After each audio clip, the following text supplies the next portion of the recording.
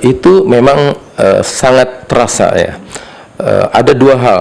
Yang satu adalah ketika 2008 Malaysia ingin mematenkan motif-motif batik Indonesia. Nah, di sanalah masyarakat Indonesia merasakan sesuatu yang tidak benar.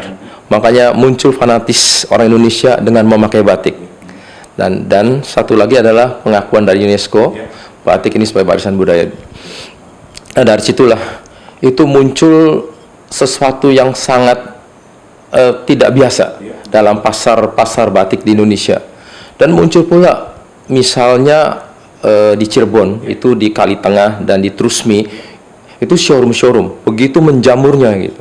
Dan juga di Solo misalnya di Klewer juga seperti itu, menjamur di Lawean itu ya. Juga di Pekalongan begitu banyak pemain-pemain baru batik yang meramaikan pasar itu sendiri. Karena mungkin orang-orang Indonesia terusik hatinya dan ingin menunjukkan bahwa inilah aku nih gitu ya, bahwa yang punya batik itu Indonesia gitu. Makanya mereka ramai-ramai memakai batik. Waktu itu kan ada sentimen banyak tentang wah ini batik kita, jadi sekarang kita pakai di kebudayaan kita. Tapi setelah 10 tahun Pak Hartono masih melihat itu Pak? Ada sedikit berkurang. Gitu, ya. Biasanya kan kalau hari Jumat saya lihat banyak ya, mata ini ngelihat batik-batik di mana-mana. Sekarang udah mulai berkurang. Kira-kira karena apa Pak? Karena memang ada banyak kan baju-baju motif dari tekstil yang lain atau tenun atau lain-lain, atau mungkin batik-batik yang dalam tanda kutip yang print lah Pak ya, yang pabrikan yang mungkin dalam tanda kutip juga harganya murah, pengen pakai batik tapi yang murah meriah gitu, tetap tercinta batik tapi yang masalah price harga gitu. Iya, ini sebetulnya yang tadi dibicarakan itu ada segmen saya bilang ya, dengan batik itu kan dari batik tulis, batik cetak atau batik printing, semua itu diperlukan untuk masyarakat. Itu loh. Kalau kita yang misalnya mempunyai level atas gitu ya, nah itu tentu pakainya yang tulis halus. Kalau yang menengah mungkin yang sedang-sedang. Dan kalau yang bawah itu memang harus printing. Karena nggak mungkin UMR misalnya mau pakai batik yang 500, 700 kan nggak mungkin. Makanya dia perlu yang 150 misalnya, yang 200. Nah itulah. Sebenarnya semuanya oke. Yang penting motifnya batik ya bagi saya gitu. Nah kemungkinan jenuh. Saking begitu meluapnya gitu ya, semuanya batik. Nah, saya rasa mungkin kejenuhan itu juga ada. Ya. Tapi kira-kira tadi kejenuhan Pak, kira-kira tadi Bapak cerita tentang mungkin perajin atau pembatik tradisional nggak berkembang dalam motif Pak, jadi bosan Pak. Kira-kira mungkin ada saran dari Pak Hartono, mungkin ada desainer yang bikin motif-motif baru atau dari baju atau gimana Pak? Memang ini agak sulit ya. Itu biasanya yang namanya orang tradisional, buat tradisional, mereka tidak mau berubah.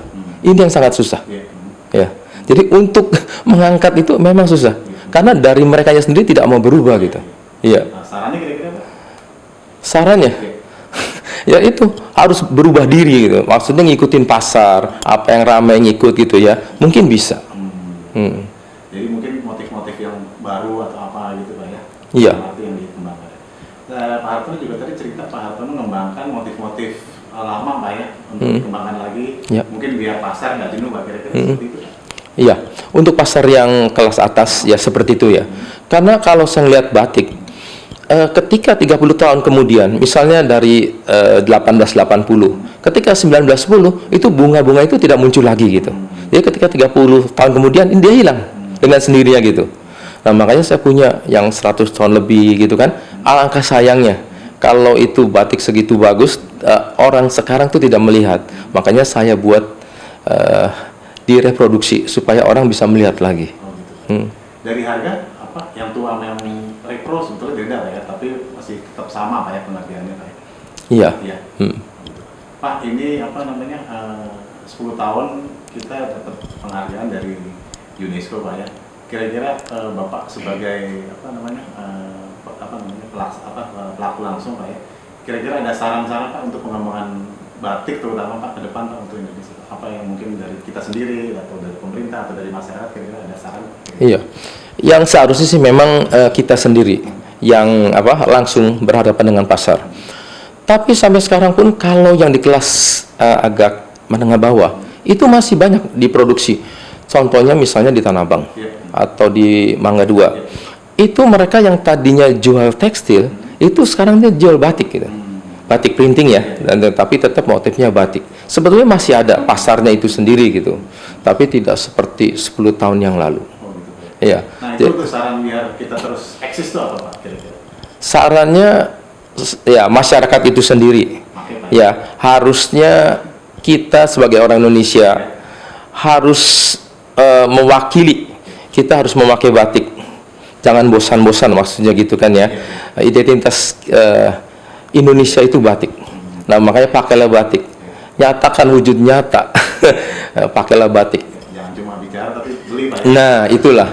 Ketika itu euforianya bagus sekali. Oh, gitu, Pak. Saya Hartono Sumarsono sebagai kolektor batik lawas dan juga sebagai pebisnis batik, saya mengucapkan selamat Hari Hari Batik Nasional. Batik Nasional yang ke-10